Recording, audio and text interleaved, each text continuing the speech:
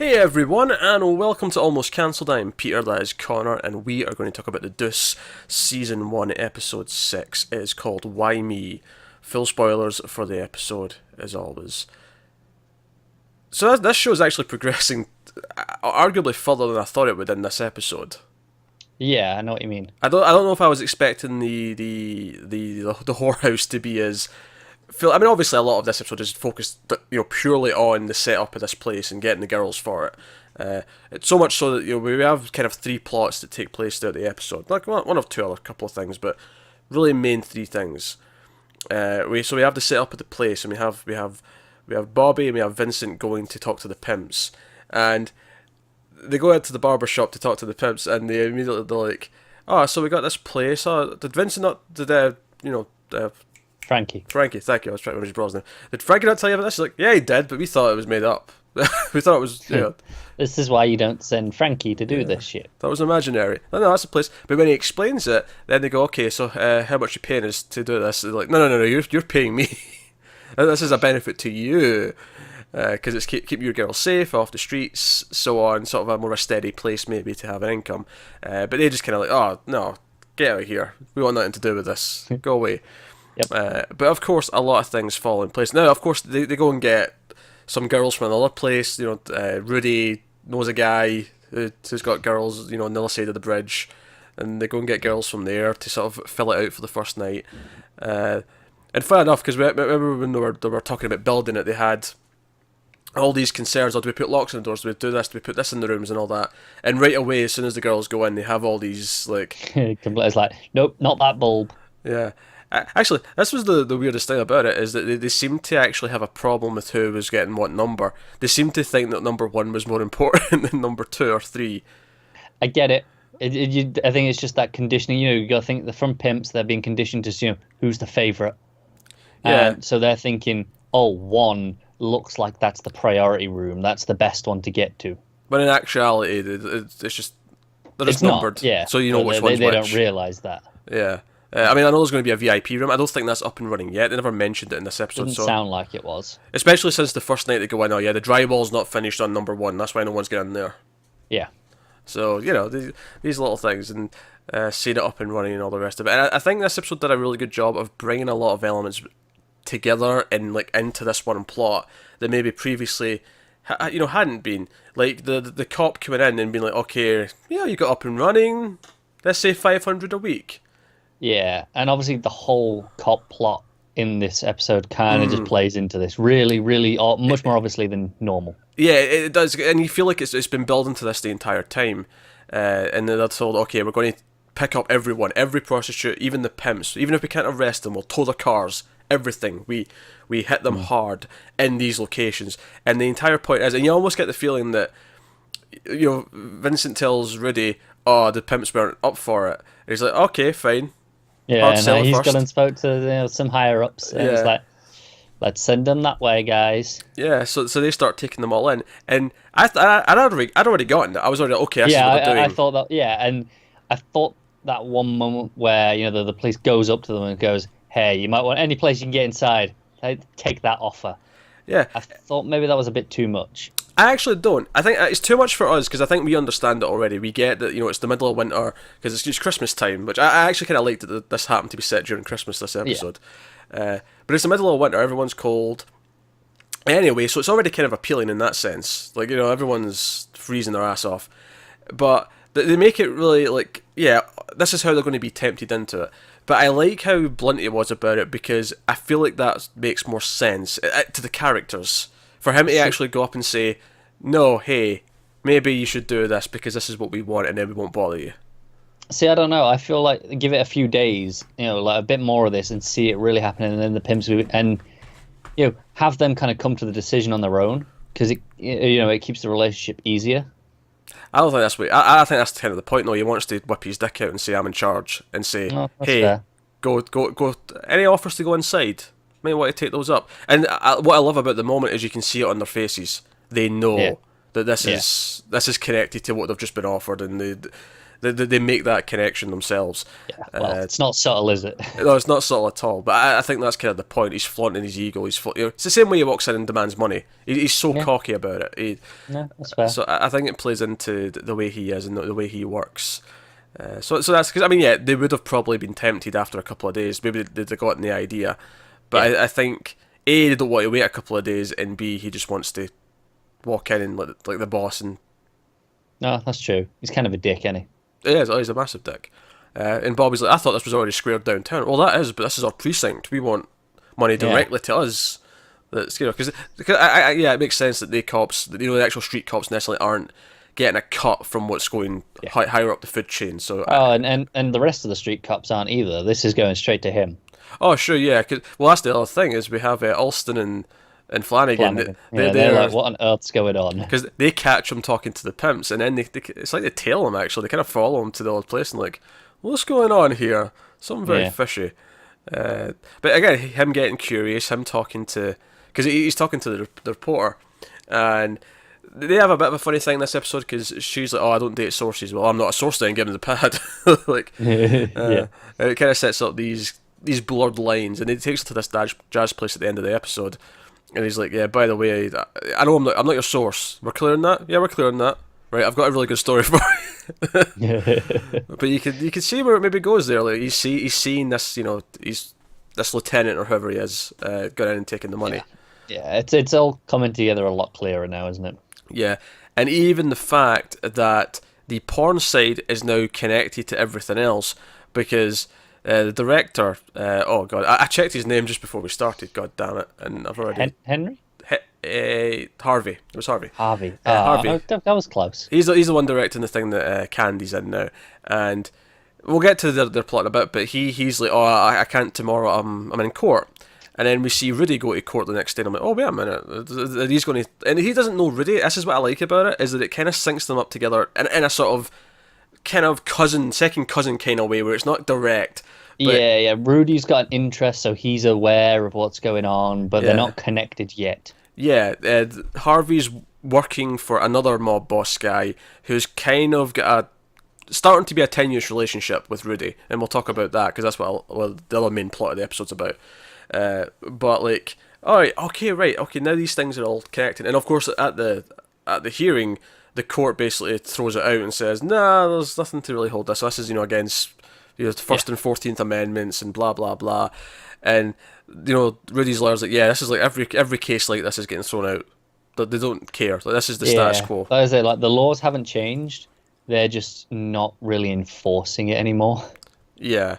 And you can see, again, like you see, okay, Rudy thinks this is game time. And we find out as well that Rudy's actually, the machines that sell the tapes, or the films, are his. Or at least some of them are. He runs some of them. Of course they are.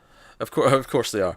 And you can kind of see, like, oh, okay, right, so he's getting these whorehouses set up. Is that him almost setting up a line of actresses almost, maybe, that he can use, or whatever? It's funny, actually, because I really thought, oh, the pimp's going to be pissed that, like, basically these mob bosses, these organised criminals, are kind of taking their industry and reorganising it to suit them, without them having a lick of a say in it. Yeah.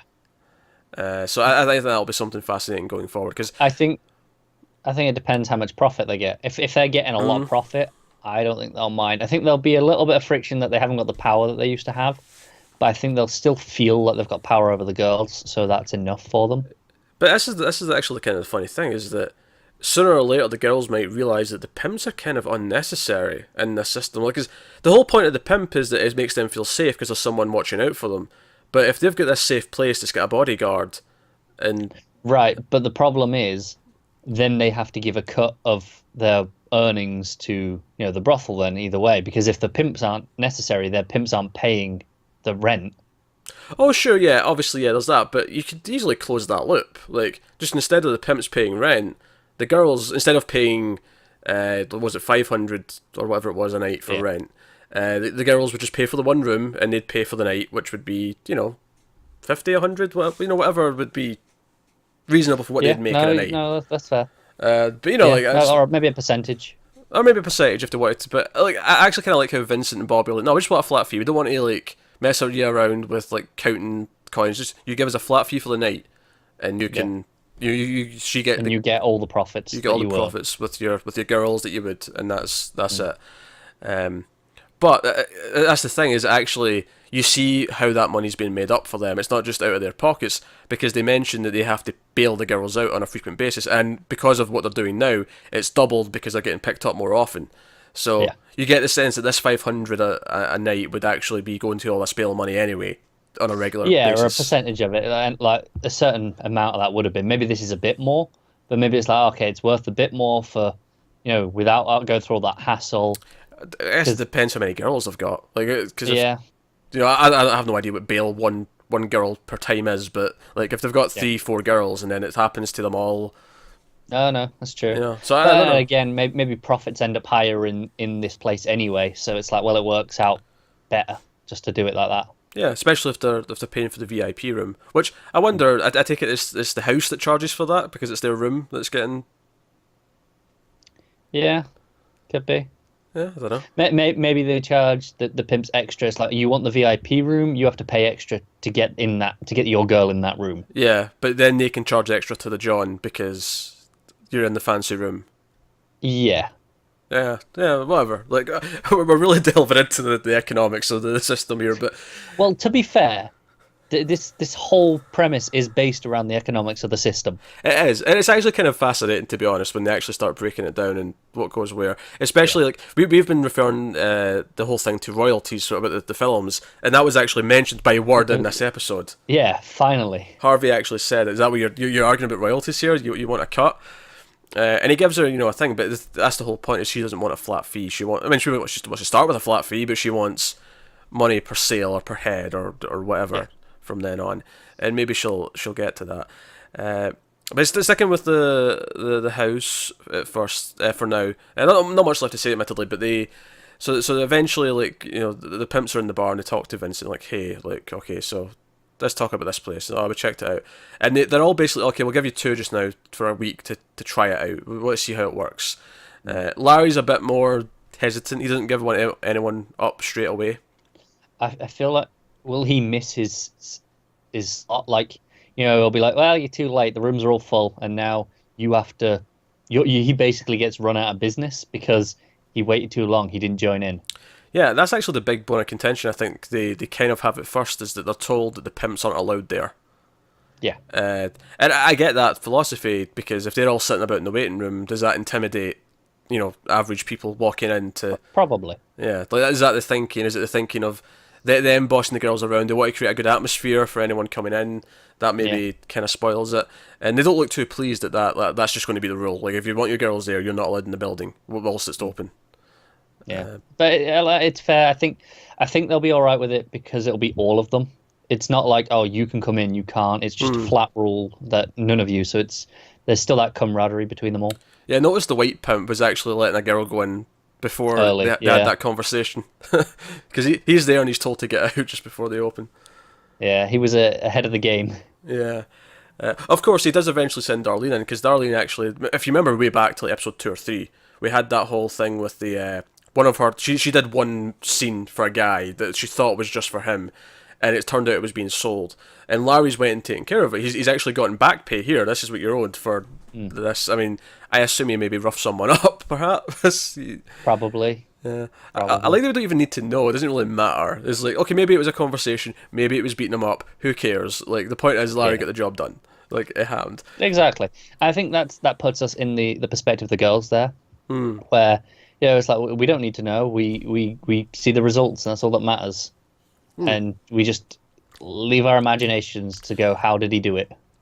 Darlene, I mean, she's only in a couple of scenes in this one, but her little thing here was fascinating to me, because he's like, oh, this could be the future. We could be doing this. You could charge double because you're like famous now. You're a star prostitute.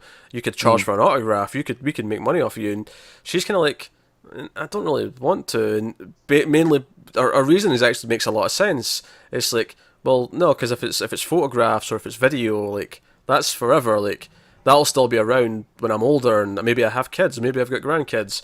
And it's funny because I can almost see like any argument he could make would be, tenuous at the time, but Nowadays it'd be even worse, like, because anytime there's video or image, it's online now, like, it's all over the internet. It can be found forever. At least in the 70s, yeah, you can maybe argue, well, You can control it, yeah. to an extent. But she makes that choice, and he actually gives her the choice. He's actually maybe the most kind of probably the most respect he's ever given her, really, that we've seen. Because he's always been so dominant, he's always sort of made the choices for her, but he actually kind of gives her the choice. Well, it's going one or two ways. You're either going to go into the movie business and make money there, or you're going to be in the whorehouse, which doesn't seem like a pleasurable idea to her. Yeah. And I'm not 100% sure why. Like, I didn't immediately get a reasoning why that's necessarily worse than the street stuff. I think it's just the change in the system. Yeah, maybe, yeah. Maybe it's because, and I think you get this at the end, because the final shot, of course, is that she's like, no, I don't want to do the movies, I want to go in there. So she goes into the house, and she's given her room, and it's just this quiet, well, I say quiet, but it's quiet and there's no dialogue. It's just, she sits down, and like there's just like couples in either room next to them, and because it's just these thin walls they've put up to separate, you can hear the sex going on, and then the wall starts sort of thumping against, and she just sort of sits down. We end in this close-up shot of her being surrounded by prostitutes and sex, and it's kind of like it almost shows her the world she's in more than she's ever felt before, because she's actually just surrounded by it. Right, and it's the idea that she had that chance to get out, and now she's in deeper than ever.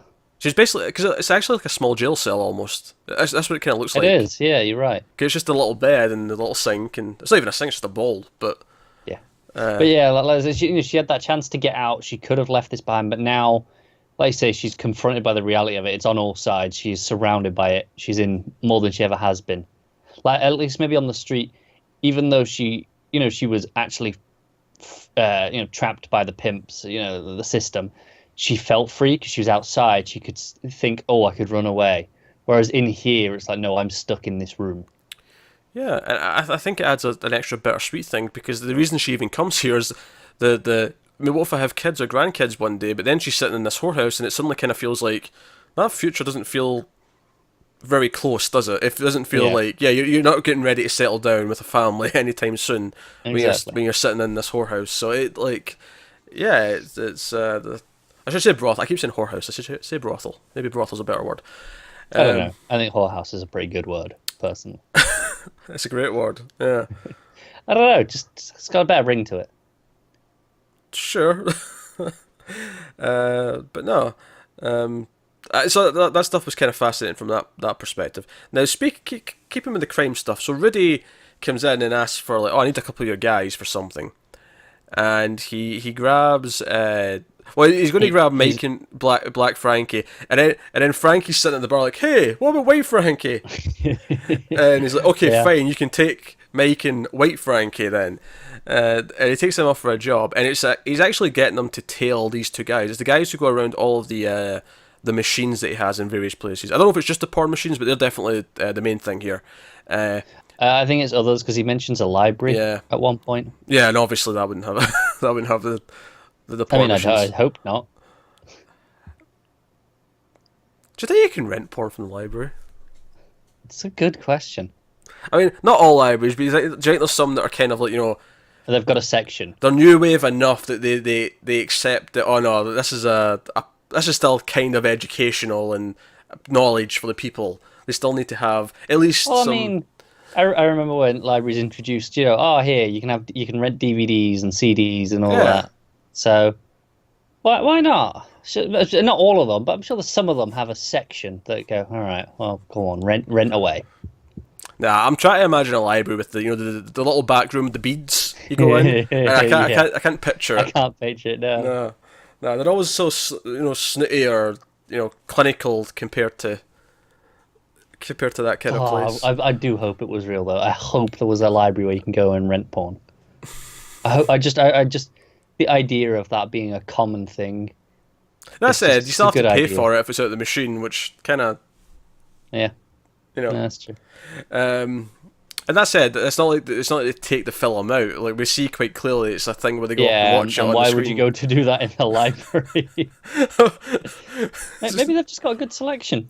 I'm just going to rub one out in the back corner of the library. You know? Well, I mean, that leads us nicely to one of the ideas that comes up, doesn't it? It does. 'Cause I didn't know what he was doing at first. He was sort of like watching these machines and he started drawing. And I was like, what is he drawing? Like, it was Mike. It's when they're tailing these Yeah. two guys around. Very unsubtly.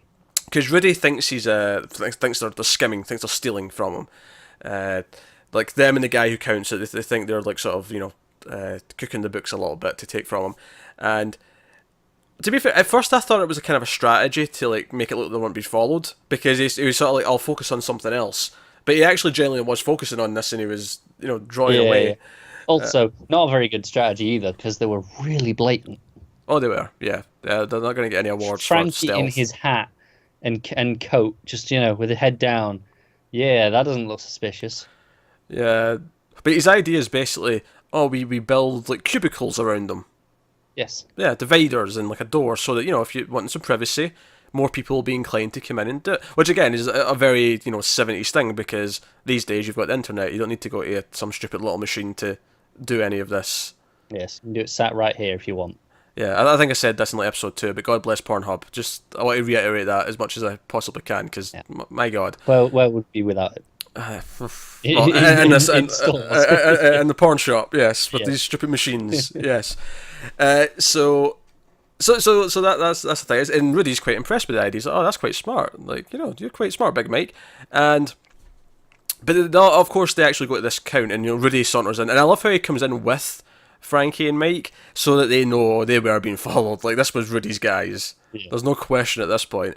And he's like, I'll take it, and I'll be the one who counts it. And of course because that's the thing that Frankie asked, well, why now? Why, you must have been suspicious this whole time. Because Rudy, especially, the later conversation he has with Vincent is that everyone he works with is kind of untrustworthy. Like, that's what makes Vincent so special. Yeah, and he even refers to this guy as, he's the Scorpion. Yeah, so, but why now? And he's like, well, because he knows that this stuff in court, things are changing. This is going to start to be more profitable, and he wants to make sure he's getting his fair share of the cut. Yeah, he wants to be ready. Yeah, so, it's quite smart in that sense. But I think it's funny that I'm actually not sure what to believe, because actually it made a point in the previously on to remind us of Rudy being told to, get someone that's not part of the family, so that if it goes down, you're not the one with your pants caught down, to use a relative analogy. But like so that's why he's getting Vincent to do all this stuff. But at the same time, I do get the impression he actually does respect and like Vincent. No, I think he does. I think he could have got anyone that wasn't part of him, but he chose Vincent for a reason. Yeah, so I think that'll be. It's a fascinating relationship, because we've been talking about how we keep expecting eventually something will go wrong and Rudy won't be happy. Yeah, but as long as it's profitable, he will. So it's only until something goes wrong with the money that it becomes a problem. Yeah, Frankie. Yeah. It'll be Frankie. Probably. I can guarantee you. Yeah. I can guarantee you, White Frankie's going to be the one responsible. I like how we actually distinguish him as White Frankie now after this. Well, see, White and Black Frankie seems completely fair if we're calling him White Frankie. If you're doing it with both, it's fair. But aye, so this all plays off, and he confronts the guy at the courthouse. That's where we see him going to court, and then they go into the hearing, which Harvey's also there with his guy, which was the guy who Rudy was confronting. So we have all this going down. So we have that bit of confrontation. I'm sure that'll be picked up next time. But certainly you can see that there's people in both camps here who are invested in this outcome. And you can kind of see where eventually, I don't know if Harvey will end up switching sides. I don't know if they'll always be separate. Or I don't know if maybe Candy will learn stuff from Harvey and then go and work on the Rudy side with Vincent. Oh, I can see that. Yeah, that could be a possibility. Yeah, I can see them becoming competition. Yeah. Well, that would make sense to me. Yeah, I can see it. Because I actually kind of like their relationship in this episode. To jump over to Candy and Harvey, she's shooting a scene, and they've got a little classroom set, the old teacher fantasy, and just she's been kind of friendly with the guy and everyone else, and she's just like, and he's the director, Mo and do this, and he's kind of annoyed at her dialogue. Oh, I'm going to have to ad-lib this later. Yeah. And the guy, there's a little kind of humorous moment where the guy finishes too quick, and everyone's just sort of watching him like, he's finishing right now, isn't he? And the guy's not stopping. Yeah, because they've basically called cut. They're like, yeah, okay, right, we're moving on to the next bit, and then he just carries on. He's completely caught up in it. And I love how Harvey's just staring at him for those, like, you know, those 10 seconds where he's clearly just going to climax, and he's like, Yeah. I yelled cut. Stop it right now. The whole thing was really comical because you had, like, he's sort of struggling to get back up, and Harvey even turns to the girl who works for him. He's like, hey, go, because actually Candy offers to do it. She's like, oh, I can fluff it up for you. He's like, no, don't move because we'll have to reset. You stay there. And he's like, the girl who works for him, who's not in the scene. He's like, hey, do you want to? He's like, you want to be a fluffer? You don't pay me enough for that. It's fine. I'll be a few minutes. And he goes off to grab a magazine, and he grabs a gay one instead. But it was a little touch. He just got anyway. caught up in the moment, didn't he? Yeah, he lost in his own head. Yeah, I mean, who knows what he was thinking of? Yeah, he could have been thinking of anything. Yeah. But yeah, so all that stuff's really good, and like even afterwards, like she hangs around back after everyone else leaves, and he's like, oh, you did really well today, very professional, and she's like, she's eyeing up the camera, she's like looking down the viewfinder and just kind of like looking around. But it's when he takes her back to her place, she's like, okay, when's the next shoot? And it's like, oh, it'll be, we'll do one on Friday. And then the one on Friday happens, and they need a brunette who's not there, so she goes and gets Laurie. Which as soon as she came in, by the way, Laurie's like trying to be nice to Ashley. She's buying her cake, but as soon as Laurie decided to leave with her, I was like, This isn't going to end well. Yeah, I don't think Cece's going to be happy about this. And sure enough, we get to the scene. They're all done up as nurses, and Cece just comes in and he's looking pissed, and he's like stamping his cane in the ground, and he's making all these demands. Oh, you could make twice that much, because she's getting 100 for the scenes. Like, oh, you could make twice that much if you were, doing rooms. And he's like, okay, fine, I'll pay another 100. And Harvey pays 100 right there and then. It's like plus 40 from him, and he points over to the actor. He's having sex with her. I want money from him. I think it's really notable here that Candy sticks up here. She goes, no. She's like, you pay for the time or the sex, not both. It's either or. That's how the system is. Yeah. She steps in, and I think it's interesting actually that later on when it's Vincent talking to all the pimps and they all kind of agree to, we'll try it with a couple of girls in the new place. Cece's not there, and I feel like Cece is the one who's going to be, violently against these changes, these ideas, the system, evolving, any of that stuff. I think this shows it right here. He still wants even paid from the other actor because he's a traditionalist. Yeah, and he's very, at the end, he gets very cocky and he turns around and says, "Oh, now you may roll the film." Yeah. I was really scared for Candy here. I was thinking, is Harvey gonna turn? It's like, you brought this girl. This is on you, because she should have known, really. No, Harvey, for all intents and purposes, has turned out to be a mostly sympathetic guy. He's not. He has, yeah. And like he actually gets everyone else there to sort of like cough up some money. Who's got money on them? Like give them stuff, so they can get through the scene and without any problems. But Cece, I think, is going to be a big issue. Like he like the way he comes in and demands these things and like refuses to leave. Like I was worried for Candy, but not from Harvey's point of view. I was worried that Cece might do something. And I think what is Cece's reaction going to be when everyone else is like moving away from the system and everyone's going to this new place, everyone's getting into the film side of things. I think he's going to be this. Is he going to be the last man standing, left behind? Yeah, and I think it will get violent. I think he will become a threat to almost everyone around him because he's refusing to move with the times. I agree. So I'll be registered. But the stuff later on with Harvey and Candy, because Candy's like, oh, when's the next scene? And he's like, oh, sorry, there's going to be another month. And so what am I supposed to do till then? So oh, what you did before. And she's like, I can't. Yeah, so I'm not going back to that. Yeah. And he feels so bad about it that he comes up to her place afterwards, and she lets him in, and he's kind of like, yeah, like, and he basically just says, like, he likes her, he thinks he's a good worker, and she eventually maybe she can get on a permanent payroll and doing stuff, but right now it's just not there. And you can tell he really cares because he's like, okay, right, I know this person is just kind of it's not a pimp, because she gets kind of worried that that's what it is, and he's just kind of like, no, it's just all the clients are vetted. It seems like maybe it's a more of a sort of escort service kind of style. Yeah, it seems higher class.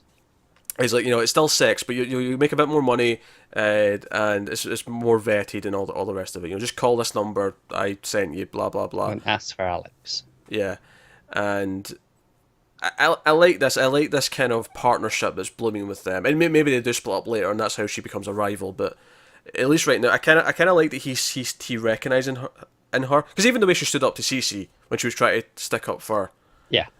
for Laurie, that shows kind of her leadership potential there, and the fact that she's not just wanting to do this, she wants to eventually move on to other things. Yeah, I think he sees the genuine interest, and I think he respects that. Yeah, of course.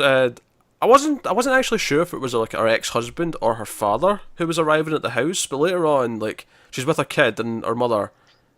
Do you know what? My mind never even crossed father.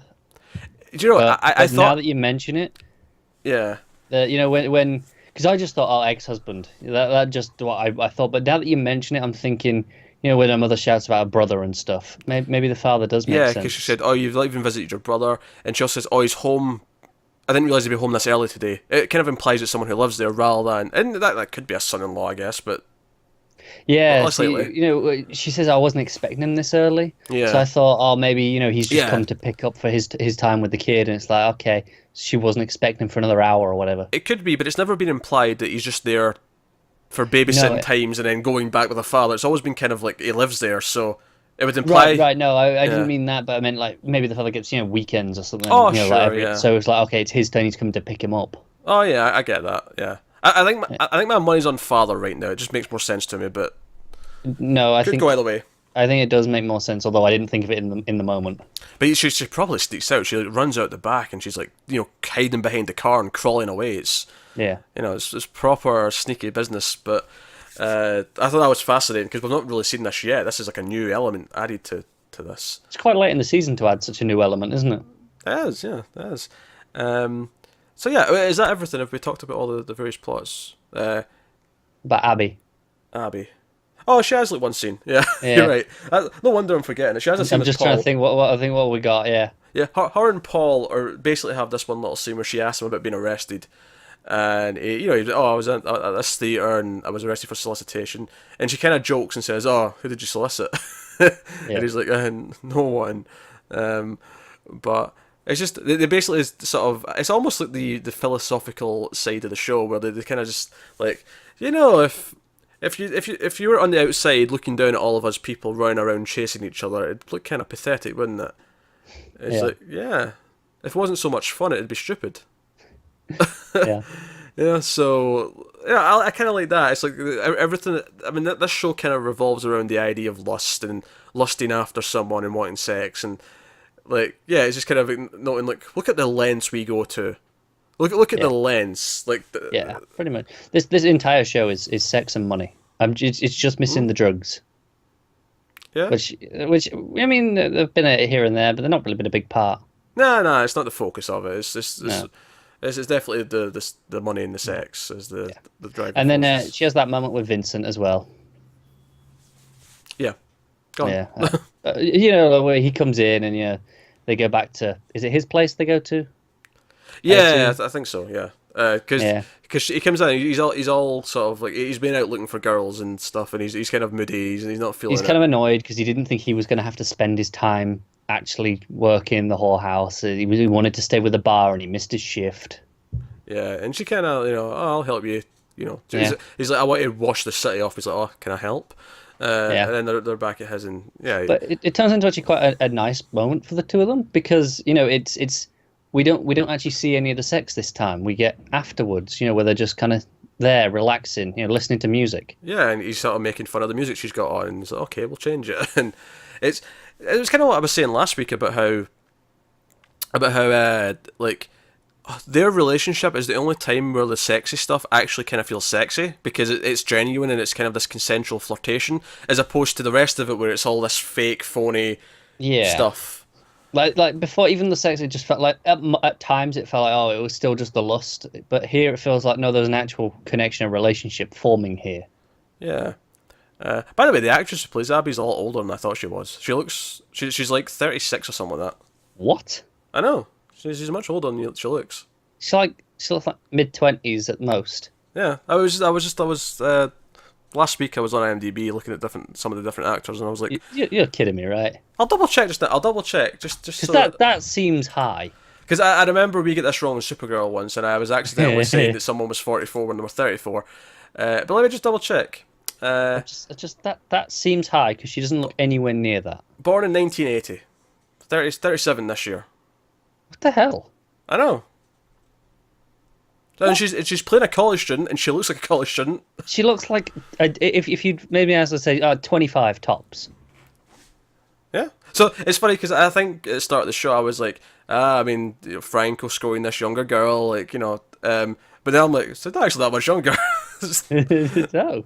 Oh, actually, what age is James Franco? I don't even know. I assume he's maybe approaching 40. He's maybe It's got to be around the same sort of range. Yeah, imagine so. Oh, IMDb doesn't have them in the right order. This is annoying. He's like halfway down the list. There he is. What? Oh man, IMDb is awful sometimes. He's the main as much as I love it.